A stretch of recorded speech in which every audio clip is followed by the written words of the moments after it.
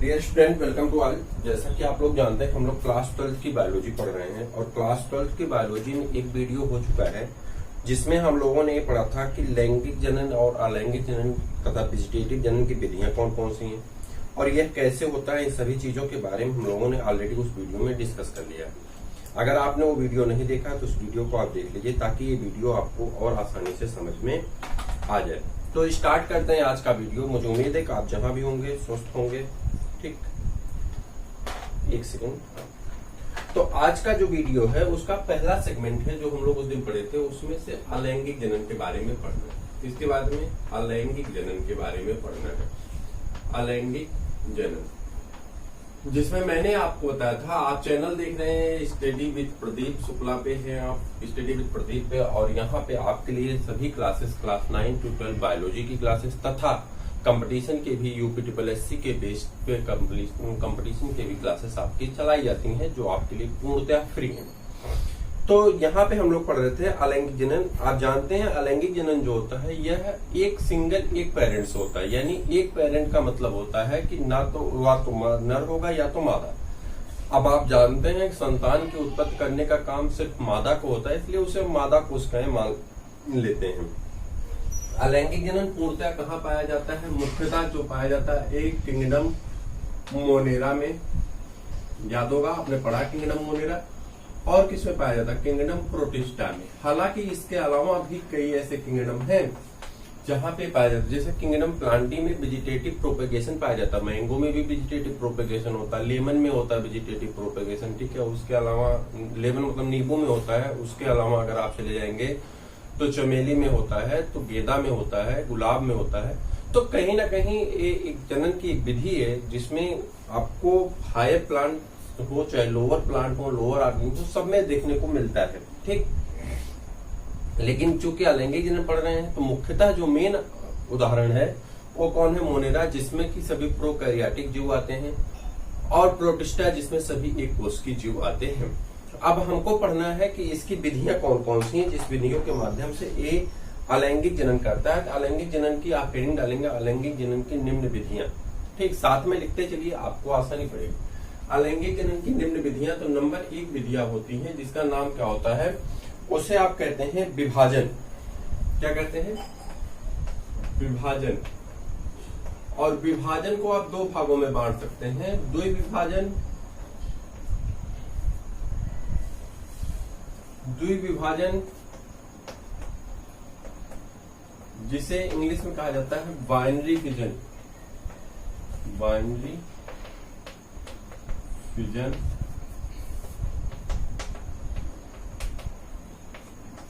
और दूसरे को कहते हैं बहुविभाजन। बहुविभाजन जिसे कहते हैं मल्टीपल फिजन।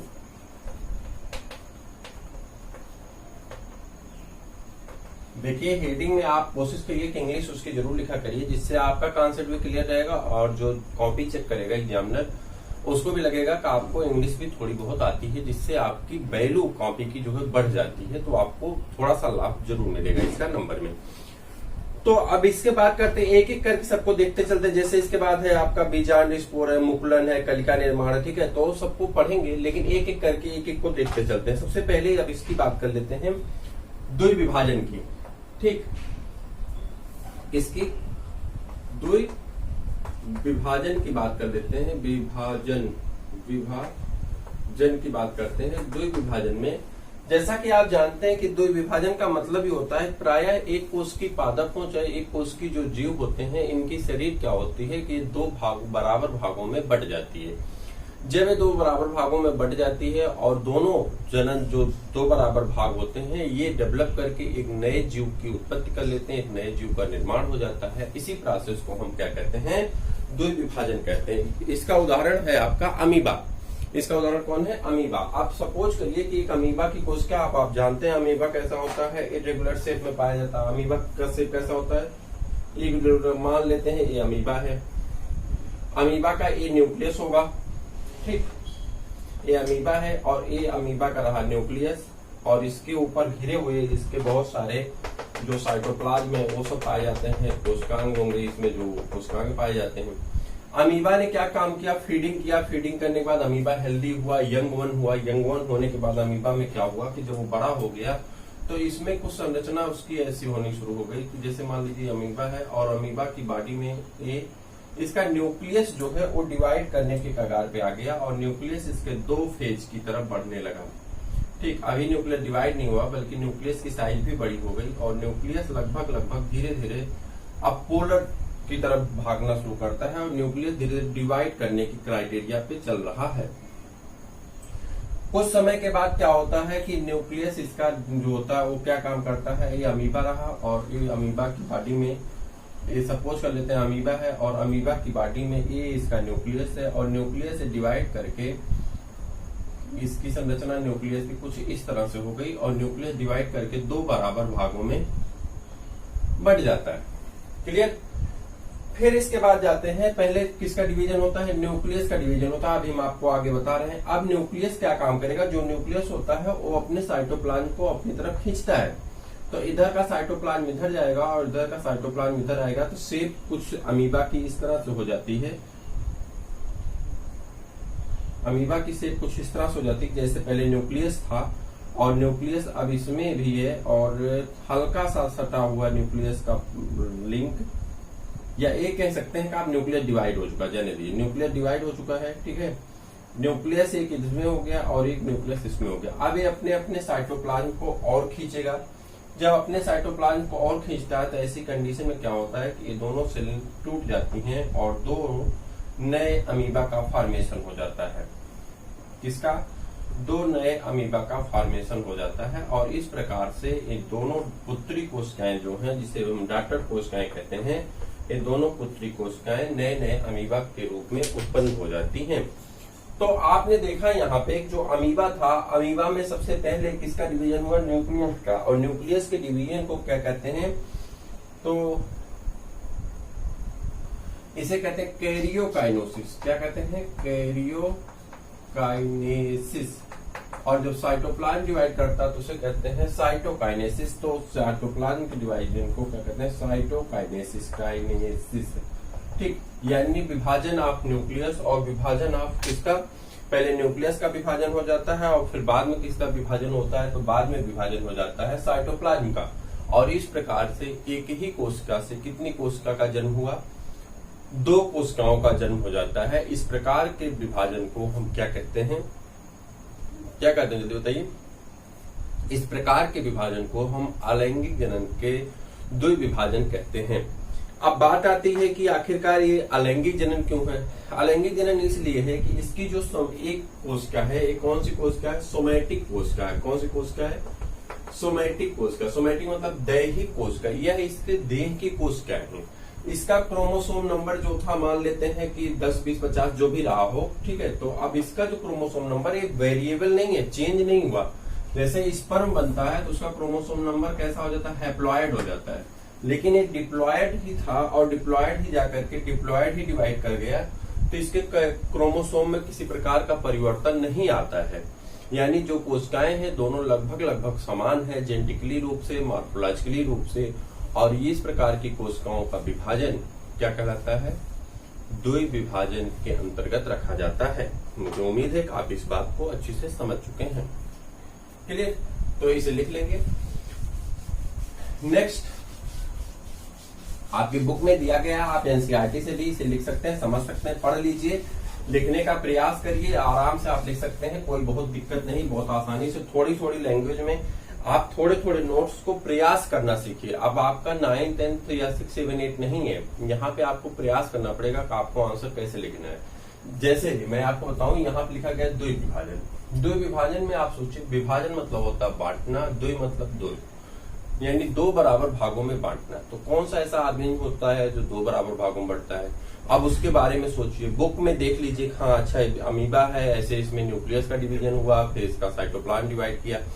अब उसे अपनी भाषा में रफ पे लिखने का प्रयास करिए कि अपनी भाषा में आप उसे कितना लिख पाते हैं। इतनी मोटी सी बुक होती है रमेश गुप्ता की, अब इसे आप तैयार कर पाएंगे। एनसीईआरटी इतनी मोटी है, उसे आप तैयार कर पाएंगे नहीं, इतना आसानी से तैयार नहीं होता। लेकिन कॉन्सेप्ट आपको जब एक बार दिमाग में आ जाएगा तो कॉन्सेप्ट कभी आपको भूलता नहीं है। और फिर आप आसानी से उस चीजों को लिख सकते हैं और समझ सकते हैं। क्लियर? तो आगे बढ़ते हैं। दूसरा कौन सा होता है विभाजन में, द्विविभाजन में? द्विविभाजन का और उदाहरण जैसे युगलीना में द्विविभाजन होता है।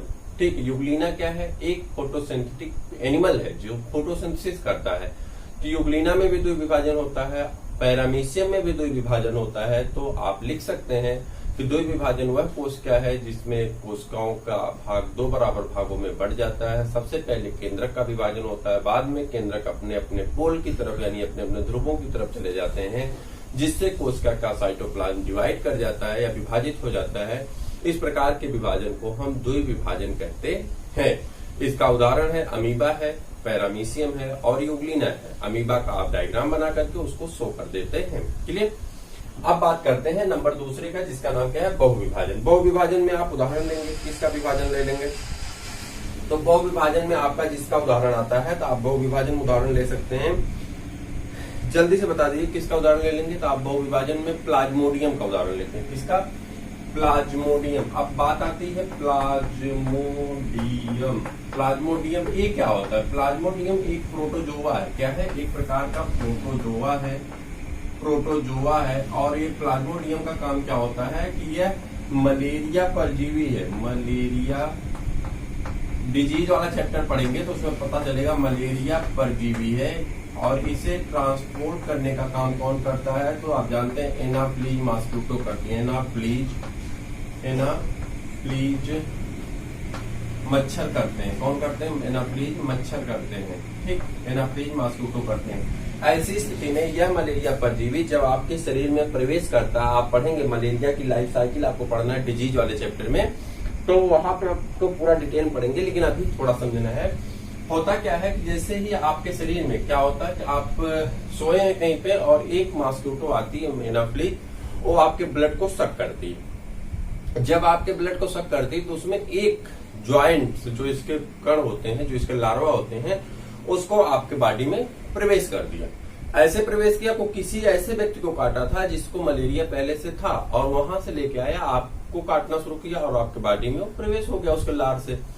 जैसे आपके बॉडी में प्रवेश किया तो ये जाकर के इतना चालाक होता है, तुरंत जाके लड़ाई नहीं करता, पहले अपनी गैंग बनाता है, अपने लोगों को इकट्ठा करता है। जब इसकी संख्या बहुत ज्यादा हो जाती है तब आपके ऊपर प्रहार करता है। जानता है हम अकेले कमजोर पड़ेंगे और आप इसे मार डालेंगे, इसलिए क्या काम करता है, जाकर के कॉलोनी बनाने की कोशिश करता है।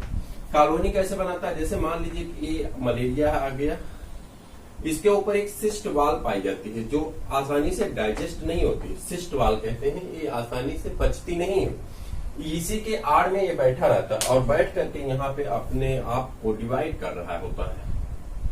इसकी संख्या बहुत ज्यादा हो जाती है, ऐसे डिवाइड करके इसके बहुत सारे स्पोर्स यहाँ पे प्रिपेयर हो जाते हैं, बन जाते हैं। और एक समय ऐसा आता है कि इसको जब लगता है कि अब इसके लोग बहुत ज्यादा हो गए हैं, तो ऐसी स्थिति में क्या काम करता है, तुरंत आपके शरीर पे अटैक बोल देता है। और जैसे ही अटैक बोलता है आपकी शरीर क्या हो जाती है, घायल हो जाती है।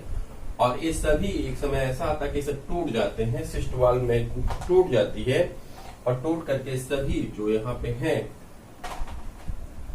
ये सभी लार्वा क्या करते हैं, निकल जाते हैं और निकल करके आपके ब्लड में प्रवेश कर जाते हैं। और जैसे ही ब्लड में प्रवेश करेंगे ऐसी स्थिति में क्या होता है कि आपके बॉडी में क्या होगा, जल्दी बताइए, आपके बॉडी में मलेरिया डिजीज काज हो जाती है।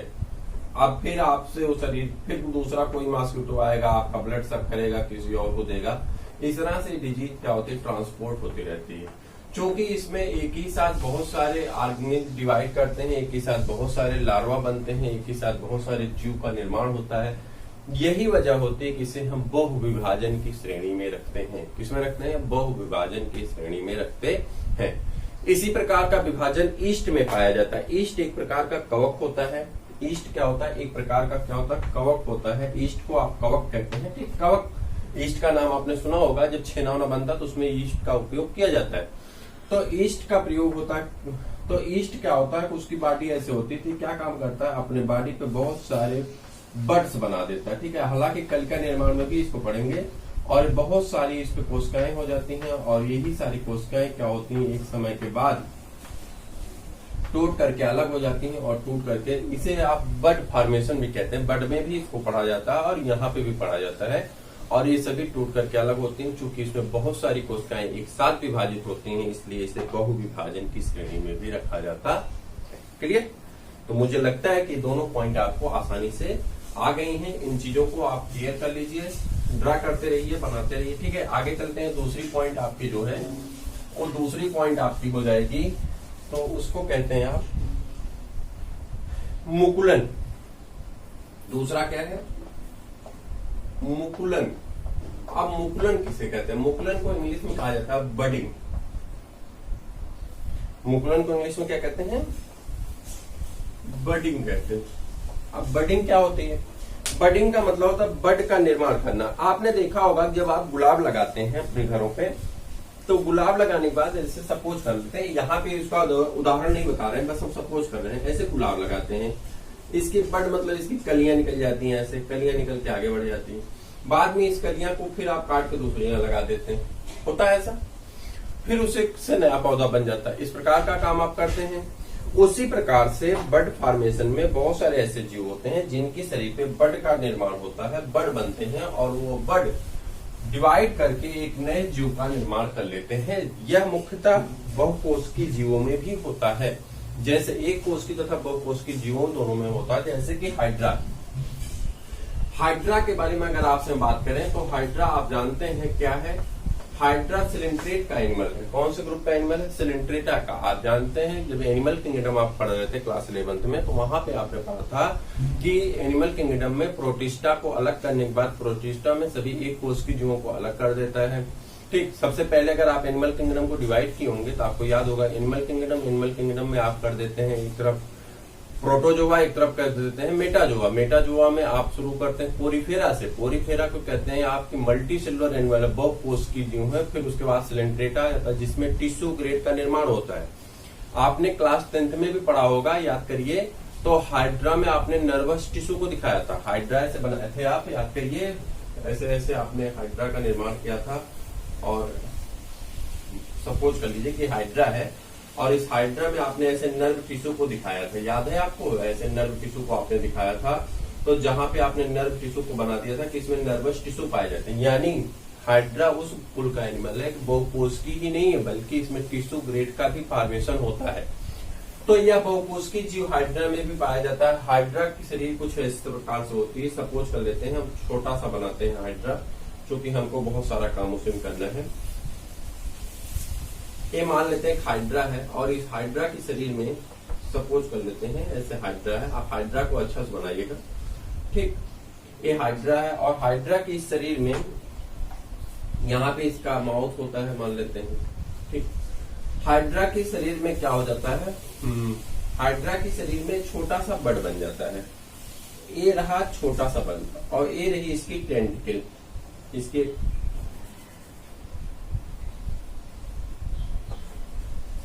एक मिनट, ये रहा हाइड्रा, और हाइड्रा की ये रही टेंटिकल। क्लियर? और उसी प्रकार से यहाँ पे भी एक हाइड्रा का बड बन गया। इसे हम क्या कहते हैं? बड कहते हैं या कली कहते हैं। ठीक, तो कली तो लिखा नहीं जाएगा डायग्राम में, डायरेक्ट बड लिखते हैं। अब क्या होता है, कुछ समय के बाद ये बड जो होता है ये हाइड्रा की बॉडी से डिटेच हो जाता है। डिटेच मतलब होता है कि अलग हो जाता है। ठीक है, अलग होने के बाद ये मान लेते हैं हाइड्रा, ये हाइड्रा है। ठीक, और इस हाइड्रा के ऊपर ऐसे सपोज कर लेते हैं ये हाइड्रा है। ठीक, हाइड्रा से जो ये बॉडी थी, ये बड था, ये और बड़ा हो जाता है, और ये बड़ा होकर के एक लगभग जीव की फॉर्मेशन में आ जाता है। उसके बाद ये क्या होता है कि बड अलग हो जाता है, और अलग होकर के एक नए प्लेस पे गिरता है, और वहीं पे नए जीव का निर्माण कर देता है। इस प्रकार के जनन को हम क्या कहते हैं? बड फॉर्मेशन कहते हैं, या कली का निर्माण कहते हैं। जो यहाँ पे कली बनी थी, इस कली का एक काम तो ये था ही कि इस बॉडी को साथ देना, दूसरा यही कली विकसित होकर के एक नए जीव का निर्माण कर देती है। तो इस प्रकार के अलैंगिक जनन को हम क्या कहते हैं? कली का निर्माण या बड फॉर्मेशन या बडिंग कहा जाता है। क्लियर? सेकंड, अब इसमें एक उदाहरण और आता है ईस्ट का। इसमें किसका उदाहरण आता है? ईस्ट। मैंने आपसे अभी कुछ ही देर पहले बताया कि ईस्ट को दोनों में हम रख सकते हैं। ईस्ट की बॉडी लगभग सर्कुलर होती है। ठीक, ईस्ट में क्या होता है, छोटे छोटे ईस्ट के बड बन जाते हैं। ये बड अकेले भी बन सकते हैं, हो सकता है 2, 3, 4, 5 बड बन जाते हैं, और बाद में किसी फेवरेबल कंडीशन आने के कारण या किसी वजह से टूट जाते हैं। और जितने बड हैं ये सभी बड अलग अलग होकर के एक नए नए जीव का निर्माण करते हैं। इस प्रकार से आप बड फॉर्मेशन में चाहे हाइड्रा को लिख सकते हैं, चाहे आप किसको लिख सकते हैं, ईस्ट को भी लिख सकते हैं, कोई दिक्कत नहीं, आपका आंसर गलत नहीं होने वाला है। तो इसमें आप लिखेंगे, मुकुलन में लिख लेंगे कि मुकुलन वह प्रक्रिया है जो जीवों में कलिका निर्माण के बाद उन कलिकाओं के विकसित होने तथा विकसित होने के तदोपरांत या विकसित होने के बाद वह अपने पेरेंट बॉडी से या मातृ कोशिका से या मातृ से वह अपने मातृ जीव से, जो भी लिख लीजिए, मातृ कोशिका, मातृ सेल, जो भी लिख सकते हैं, मातृ कोशिका से अलग हो जाता है और अलग होकर के एक नए जीव का निर्माण करता है। इस प्रकार के जनन को हम क्या कहते हैं, मुकुलन अलैंगिक जनन कहते हैं या मुकुलन जनन कहते हैं। क्लियर? आगे बढ़ते हैं। कलिका निर्माण के बाद आपका आ जाता है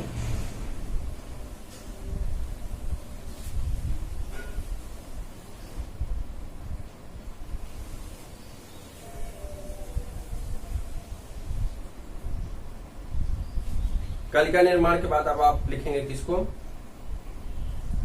फ्रेगमेंटेशन।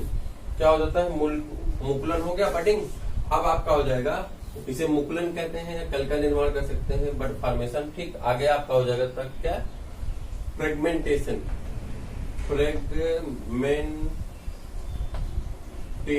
फ्रेगमेंटेशन को हिंदी में कहते हैं, फ्रेगमेंटेशन को खंडी भवन क्या कहते हैं, खंडी भवन। और यह मुख्यतः किसमें पाया जाता है, स्पायरो गायरा में पाया जाता है। किसमें पाया जाता है, स्पायरो गायरा में पाया जाता है खंडी भवन। और खंडी भवन का काम क्या होता है, तो आप जानते हैं खंडी भवन में, जैसे ये है स्पायरो गायरा, एक प्रकार का वो शैवाल है। एक सेकंड रुकिए, बस 1 सेकंड में बन जाएगा। ठीक, ये रहा आपका स्पायरो गायरा, और स्पायरो गायरा में ऐसे आप बना सकते हैं।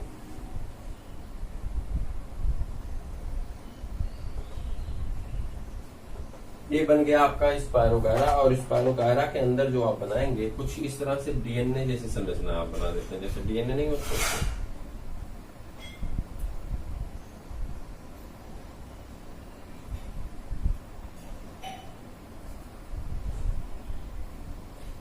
अब इसके बाद इसमें ऐसे छोटे छोटे सेगमेंट लगा देते हैं। बस 1 सेकंड रुक जाइए, बस थोड़ा सा था। जब ऐसे छोटे छोटे सेगमेंट लगा देते हैं तो क्या होता है मैं बता रहा हूँ। इसके बाद क्या हुआ कि आपका ये स्पायरो गायरा अब ये तैयार हो गया। ठीक है, ऐसे छोटे छोटे इसमें सेगमेंट लगा देंगे। और अब ये है स्पायरो गायरा। स्पायरो गायरा के अंतर्गत एक प्रकार का शैवाल है। स्पायरो गायरा में क्या होता है कि इसके भाग कट कर जाते हैं, यानी खंड में टूट जाते हैं। और जब खंड में टूट जाते हैं तो इसका खंड कुछ इस प्रकार से हो जाएगा, जैसे ये टूट जाता है, मान लो इसका एक खंड ऐसे बन गया, और एक खंड के ऐसे बन जाने से क्या होता है कि ये एक खंड रहा, इसका ये दूसरा खंड रहा। इसको आप कई खंड में भी बना सकते हैं, कोई दिक्कत नहीं है। ये आपका दूसरा खंड है, ठीक। और ये इसका, इसके बाद जो आएगा वो उसका हो सकता है कि ये तीसरा खंड हो। सपोज कर लेते हैं ऐसे, और इस खंड में आप उसको फिर से बना देंगे जो बना था।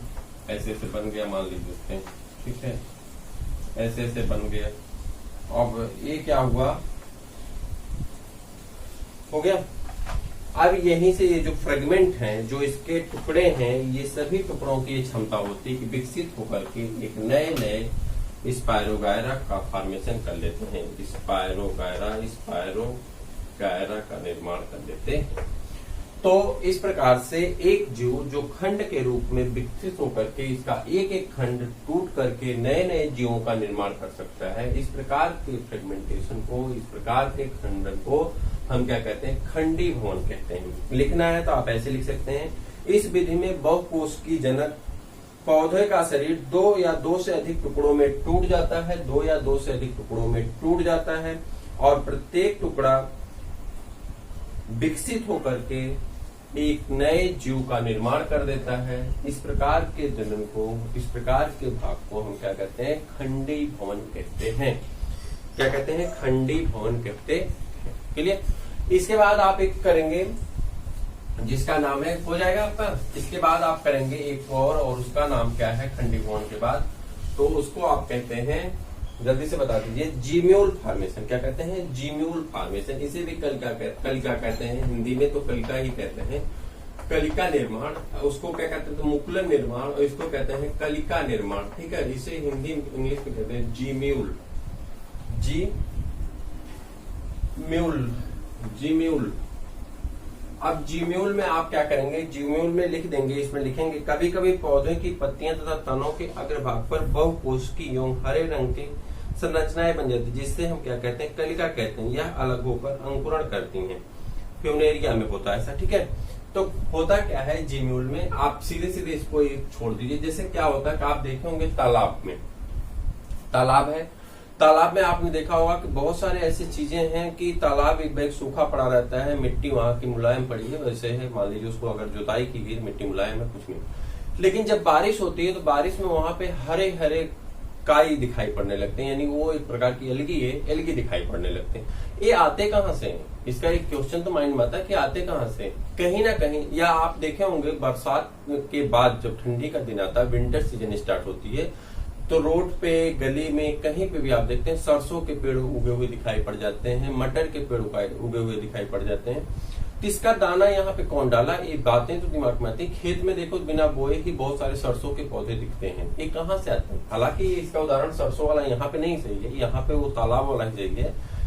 तो ये कहाँ से आते हैं? इसका मतलब इसके जीम्यूल्स जो हैं, जो इसके मॉलिक्यूल हैं, जो इसके कण हैं, जो इसके स्पर्म हैं, जो इसके उवा हैं, ये तरह से कह सकते हैं, जो इसका कलिका है, शब्द एक ही यूज करेंगे, जीम्यूल। जो इसका जीम्यूल है वो ऑलरेडी उस मिट्टी में पड़ा था। जैसे उसका फेवरेबल कंडीशन आया, उसका सीजन आया, उस सीजन में उसकी दीवारें टूट गईं और सभी जीम्यूल्स फैल गए और फैल करके नए नए जीव का निर्माण कर देते हैं।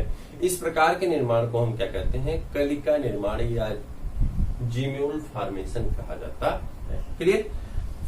अब आपका एक और है रीजनरेशन। रीजनरेशन कहते हैं पुनरुद्भवन। पुनरुद्भवन को कहते हैं रीजनरेशन। क्या कहते हैं? रीजनरेशन। अब रीजनरेशन का मतलब क्या होता है? पुनः से निर्माण करना। पुनः से निर्माण करना। आपने प्लेनेरिया, इसका उदाहरण पढ़ा है क्लास 10th में। प्लेनेरिया का मतलब क्या होता है आप बताएंगे?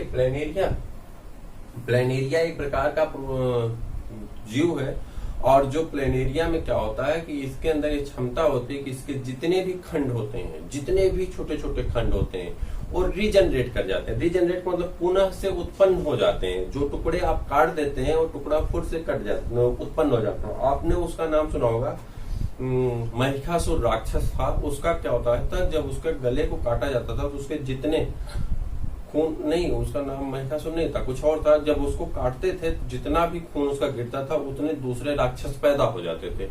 उसी प्रकार से रीजनरेशन में इसके जितने टुकड़े होंगे प्लेनेरिया के, उतने सभी टुकड़े जन्म करके, विकसित होकर के नए नए जीव का निर्माण कर देते हैं। इस प्रकार के जनन को हम क्या कहते हैं? रीजनरेशन कहते हैं। रीजनरेशन की क्षमता बहुत सारे, या क्या कहते हैं, पुनरुद्भवन की क्षमता बहुत सारे जीवों में पाई जाती है। जैसे कि स्टारफिश का अगर एक आर्म, एक भुजा टूट के गिर जाए तो उससे विकसित होकर के नई स्टार बन सकती है। आपने देखा होगा छिपकली के शरीर के सिर्फ पूंछ में ही रीजनरेशन की क्षमता पाई जाती है। कभी कभी छिपकली में क्या होता है, पूंछ कट जाती है तो वहां पे नई पूंछ का जनन हो जाता है। तो रीजनरेशन एक क्षमता है। हालांकि बहुत सारे जीवों में नए जीव का निर्माण होता है, जैसे प्लेनेरिया में नए जीव का निर्माण होता है, लेकिन बहुत सारे में सिर्फ एक आर्गन बनता है। जैसे कि छिपकली में सिर्फ आर्गन, पूंछ ही बनता है। गला से काट देंगे तो नया गला नहीं विकसित होता है। तो इस प्रकार से जो क्षमता पाई जाती है, इसे क्या कहते हैं? पुनरुद्भवन की क्षमता कहते हैं। पुनरुद्भवन होता है। क्लियर? अब इसके बाद एक और है जिसका नाम क्या होता है? बीजांड जनन। क्या कहते हैं? बीजांड बीजाणु जनन, सॉरी बीजाणु जनन क्या कहते हैं, बीजाणु जनन कहते हैं, स्पोरुलेशन कहते हैं, स्पोरुलेशन। स्पोरुलेशन में क्या होता है कि जो बीज के बीजांड होते हैं, वो बीजांड क्या होते हैं, स्पोर एक पतली झिल्ली के अंदर बंद होते हैं, जिसे सिस्टवाल कहा जाता है। जैसा कि इसमें मैंने आपको बताया, उसी प्रकार का इसमें एक उदाहरण है, मिलता जुलता उदाहरण है कि मान लीजिए कि जैसे नदी में क्या हुआ कि शैवाल, बारिश महीना खत्म हो गया, अब नदी हो या तालाब हो, तालाब में पानी सूखने लगा। जो इसके जीव थे वो धीरे धीरे क्या हुआ, पानी के साथ आगे बढ़ने लगे। लेकिन क्या हुआ, पानी तेजी के साथ आगे बढ़ रहा है। ऐसी स्थिति में इनको लगा कि हमारा जीवन खत्म होने वाला है। इन्होंने अपने शरीर के स्पोर को इकट्ठा कर लिया, जो इनकी बॉडी के स्पोर थे इकट्ठा कर लिया, और इकट्ठा करने के बाद इनके ऊपर इन्होंने एक सिस्ट वाल का फॉर्मेशन कर लिया। सिस्ट वाल वह मजबूत लेयर होती है जो आसानी से टूटती नहीं है। अब ये जब टूटती नहीं है तो इसमें क्या हुआ कि अब ये ऐसी पड़ी रहेगी साल भर, 6 महीने, 1 साल 2 साल तक पड़ी रहती है। अब 6 महीने बाद क्या होता है, फिर बारिश का सीजन तो आएगा, और जैसे ही बारिश का सीजन आता है इसकी बाल गल जाती है, और गल करके इसके जितने भी स्पोर थे सब बाहर निकल जाते हैं, और बाहर निकलने के बाद वह विकसित होकर के एक नए नए जीव का निर्माण कर लेते हैं। और इसी प्रकार के जीव को हम लोग क्या कहते हैं, बीजांड जनन कहते हैं। क्या कहते हैं, बीजांड जनन कहते हैं। क्लियर। इसका उदाहरण अगर आप लिखना चाहते हैं तो इससे में आप उदाहरण लिख लेंगे, यूलोथ्रिक्स। क्या लिख लेंगे, यूलोथ्रिक्स एक प्रकार का शैवाल है। यूलोथ्रिक्स, यूलोथ्रिक्स क्या है, एक प्रकार का शैवाल है। क्लियर। अब लास्ट हेडिंग आपकी है, और लास्ट हेडिंग ये है इसमें अलैंगिक जनन के लाभ आपकी हेडिंग है। एक टॉपिक आपकी कंप्लीट होने जा रही है, अलैंगिक जनन, अलैंगिक जनन के लाभ। तो आप बताएंगे अलैंगिक जनन के लाभ में, अलैंगिक जनन का लाभ। तो लाभ हेडिंग डाल करके आप पहली पॉइंट लिखेंगे कि अलैंगिक जनन में उत्पन्न संतति आकार की और आनुवंशिकी रूप से अपने पेरेंट के समान होती है। यानी जो यहाँ पे अमीबा बना था, या जो यहाँ पे यूलोथ्रिक्स बना, जो यहाँ पे स्पायरोगायरा बना, जो यहाँ पे हाइड्रा बना, जो यहाँ पे प्लेनेरिया बना, जो यहाँ पे क्या बना और जीव बने, वो जीव ईस्ट बना, वो जीव कहीं ना कहीं अपने माता पिता के आइडेंटिकल है, एकदम समान है, जैसे उनके माता पिता थे उसी प्रकार के हैं। लेकिन हम लोगों में ऐसी चीजें नहीं पाई जाती, सेक्सुअल रिप्रोडक्शन में ऐसी चीजें नहीं पाई जाती। उसका कारण होता है कि हमारे शरीर में 50% भाग किसका होता है, माँ का होता है, और 50% भाग किसका होता है, पिता का होता है।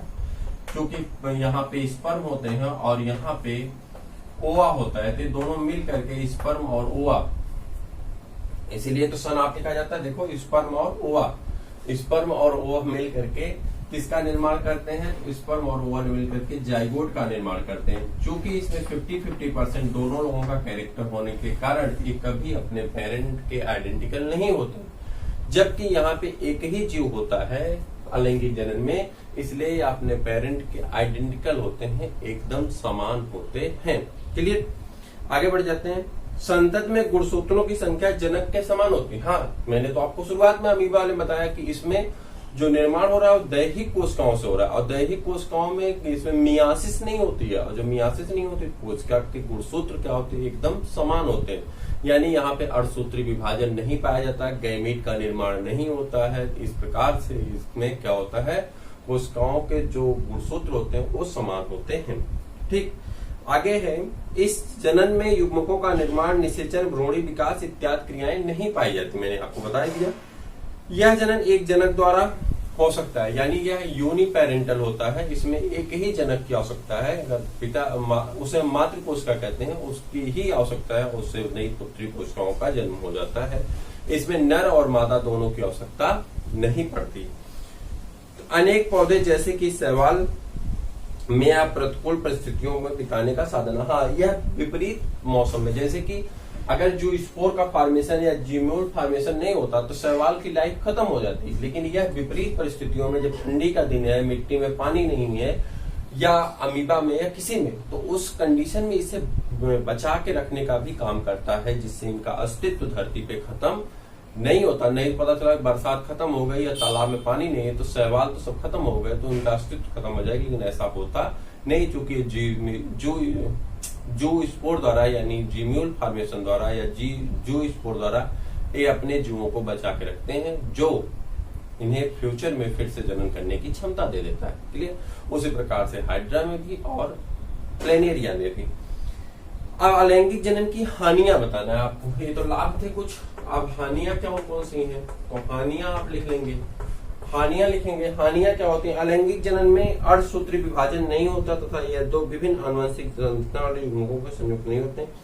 इससे नई प्रजाति का विकास नहीं होता। जैसे क्या होता है, जब नर और मादा दो कैरेक्टर आते हैं, आपने देखा होगा कि आपके घर पे ऐसी बातें होती होंगी कि आप जो शादी करते हैं वो दूर जाके करते हैं। उससे क्या होता है, दो पेरेंट के कैरेक्टर्स आपके परिवार में आते हैं और जो नई प्रोजनी आती है, यानी जो संतान नहीं आती है, उस संतान में नए प्रकार के लक्षण और नए प्रकार के कैरेक्टर देखते हैं, जिससे इंसान हो या कोई भी हो, वो एक नया विकसित होता है, नई आइडेंटिटी आती है, नया विचार आता है और उस नए सोच से उसका नया डेवलपमेंट होता है। लेकिन यहाँ पे ऐसा कुछ नहीं होने वाला, जैसे पेरेंट है वैसे ये भी हो गए। तो इसमें एक प्रकार से जेनेटिकली मार्फोलॉजिकली एक तो है क्लोन कह सकते हैं इन्हें, एक प्रकार का क्लोन है ये। इसमें कोई नया आइडेंटिफिकेशन इनका अपना नहीं है। अगला है, इस जनन की निरंतरता में संतत दुर्बल हो जाती है। कह रहा है लगातार एक ही प्रकार की जनक पैदा करने से संतत क्या हो जाती है, दुर्बल हो जाती है और इसमें कोई भी विशेष लक्षण नहीं आते हैं। मुझे उम्मीद है कि ये सारा वीडियो आपको बहुत आसानी से समझ में आया है। अगर आपको किसी प्रकार का डाउट है, कोई समस्या है, तो आप बता सकते हैं। मैं आपको बता दूं, अलैंगिक जनन के लिए अलग अलग पुस्तकों में अलग अलग प्रकार से बहुत सारी हेडिंग्स दी गई हैं। आपके बुक में इन्हीं 4-5 हेडिंग का वर्णन किया गया है एनसीईआरटी में, इसलिए हमने इन्हीं को वर्णन किया।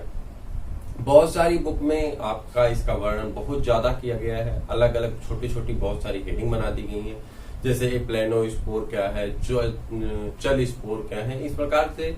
ठीक है, जू स्पोर क्या है, तो उसमें बहुत सारे आपको टॉपिक बना दिए गए हैं। तो आपको कंफ्यूज होने की आवश्यकता नहीं है, आप इतना ही पढ़िए जितना आपके काम का है।